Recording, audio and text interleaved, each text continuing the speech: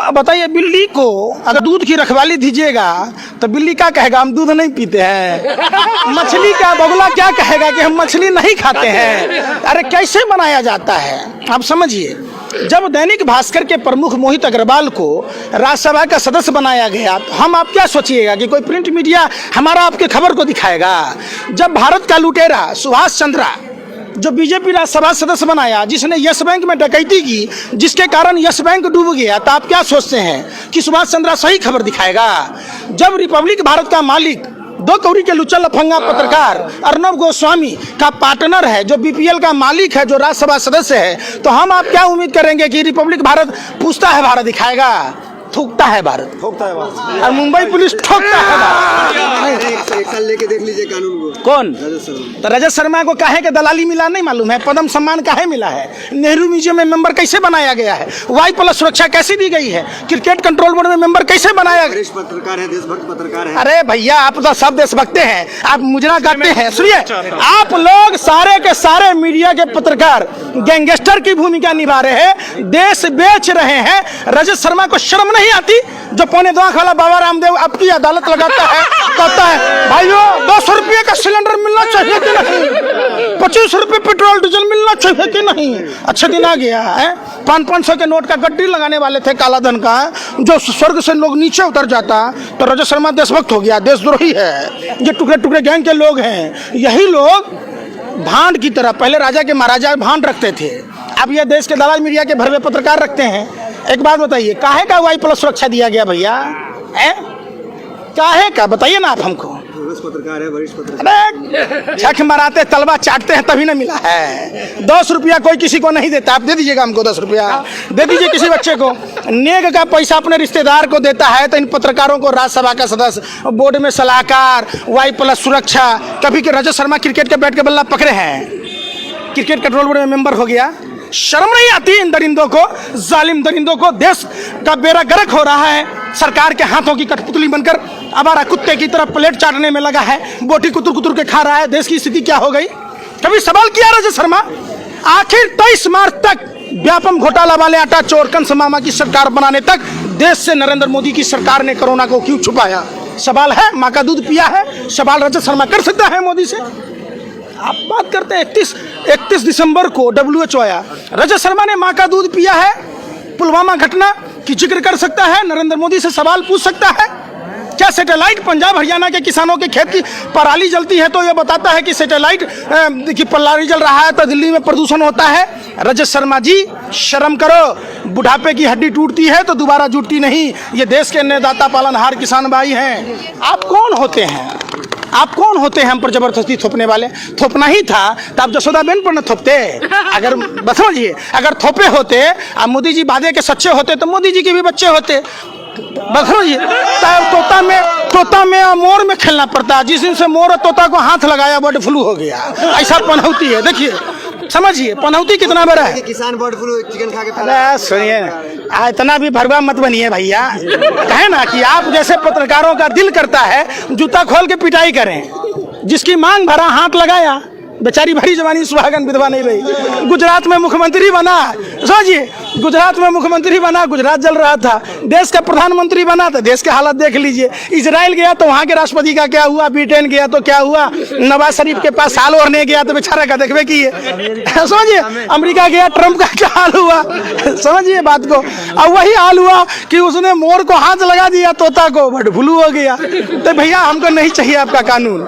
समझिए, प्रधानमंत्री जी के एक भी बात को दे। हाँ, मैं पंकज जी एक बात पूछ रहा हूँ। जिस तरह से सुप्रीम कोर्ट ने भी बिल को गलत ठहरा दिया, उसके बाद सरकार भी अपनी जिद पड़ी है कि नहीं हम तो बिल नहीं लेंगे वापस। आप तो क्या करना आप क्या है? आप समझिए, ये बिल नहीं है, ये बिल नहीं है, ये कोयले की तरह काला है।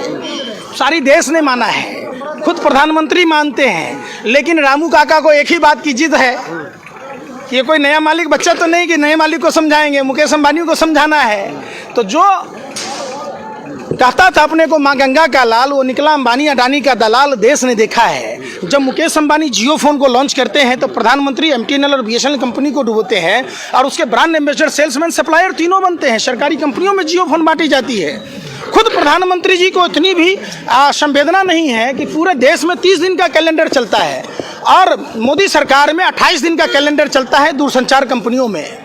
आप समझिए, आप यानी 27 दिन में रिचार्ज कराइए और उन कंपनियों से चंदा ले लिया, पार्टी का कार्यालय बना लिया, 1000 कार्यालय बना लिया, और भी कार्यालय बनाने हैं देश में, एक भी अस्पताल नहीं बनाया, एक भी स्कूल कॉलेज नहीं बनाया। एक बात बताइए, जब लाइफ टाइम वैलिडिटी है तो कंपलसरी 49 रुपये का रिचार्ज कराना जरूरी था। नहीं, और भी देश में अच्छे काम किए, वो आपको नहीं दिखता। राफेल आ गया। अरे आप लोग दलाली भरवागिरी करते, शर्म नहीं आता? कौन कहेगा आपको पत्रकार? आप लोग लोकतंत्र में जंग की तरह हैं, बिल्कुल खा रहे देश को, शर्म नहीं आती? देश का जीडीपी कहाँ है?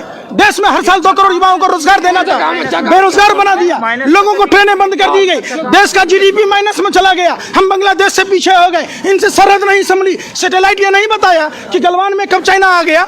आप लोग इतने बेशर्म और निर्लज हो गए, काहे के लिए पत्रकारिता करते हैं? आप लोग घगड़ा चोली पहन लीजिए, ठुमका लगाइए, चौके पर नाचिएगा, 2-4 रुपये कानून समझ के प्रधानमंत्री लगातार प्रयास कर रहे हैं, कक्ष में जा रहे हैं, हर जगह लोगों को समझा रहे हैं, उनके प्रवक्ता समझा रहे हैं। अरे कौन संदीप पात्रा? हरामखोर 27 लाख रुपया का ओएनजीसी से पैकेज लेता है। जो गुजरात गैस लिमिटेड डूब रहा था उसको ओएनजीसी में कन्वर्ट कर दिया, भारत की नवरत्न कंपनी थी। आप बेशर्मी की हद पार कीजिएगा। वही संदीप पात्रा 27 लाख रुपया का ओएनजीसी से फ्री का पैकेज लेता है और बुलानी के नाम पर मकान लेके रहता है। फ्री का खाने वाला 12 हिंदू राव में था, उस महिला के साथ क्या हुआ? आप कभी पूछा सवाल? जब नोटबंदी था 66.5 लाख रुपये, पुराने नोट 500 1000 रुपये के कहाँ है? कितना बेवकूफ़ी वाली बात कहते हैं। 1500 का नोट बंद कर दिए, 2000 का नोट चालू कर दिए, कहते भ्रष्टाचार खत्म हो जाएगा।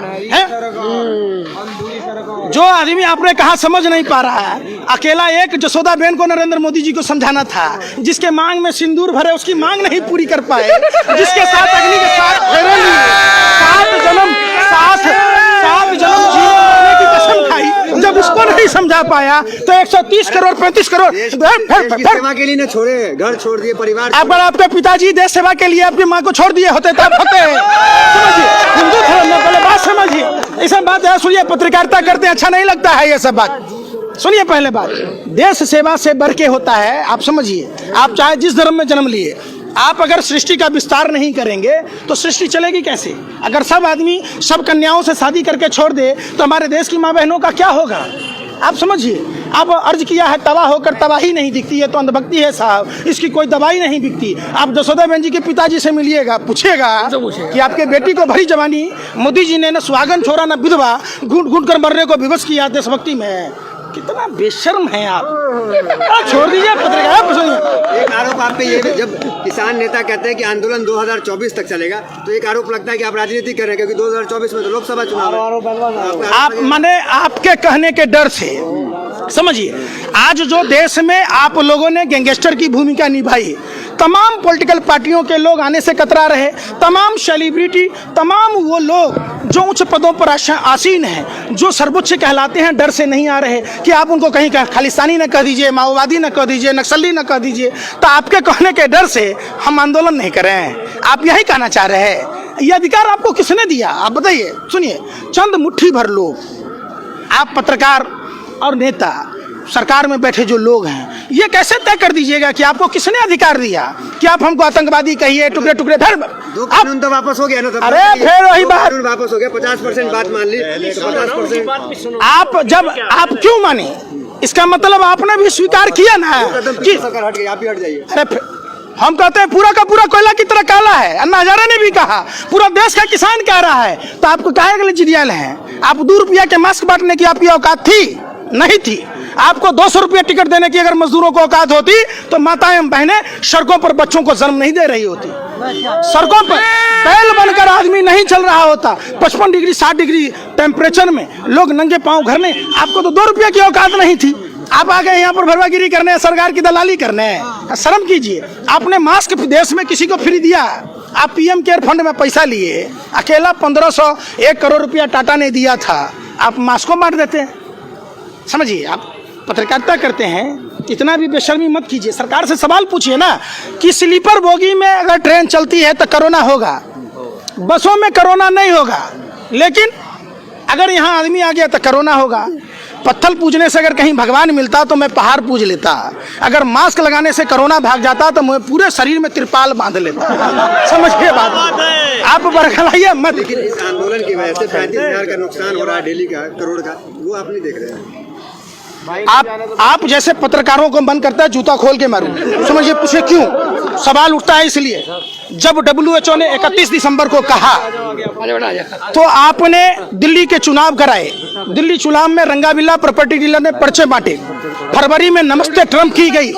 समझिए आप, ट्रंप की गुलामी की गई। 23 मार्च तक व्यापम घोटाला वाले आटा चोर जो भाजपा से हैं, कौन है? सबराज सिंह, शिवराज नहीं सबराज, जिसके कारण उस व्यापम घोटाला वाले आटा चोर कंस मामा को मुख्यमंत्री बनाने के चक्कर में पूरे देश को कोरोना में झोंक दिया गया। तब कोरोना नहीं फैला। सुनिए, पहले पत्रकारिता करते हैं, तब देश को नुकसान नहीं हो रहा था। आपको क्या करना था?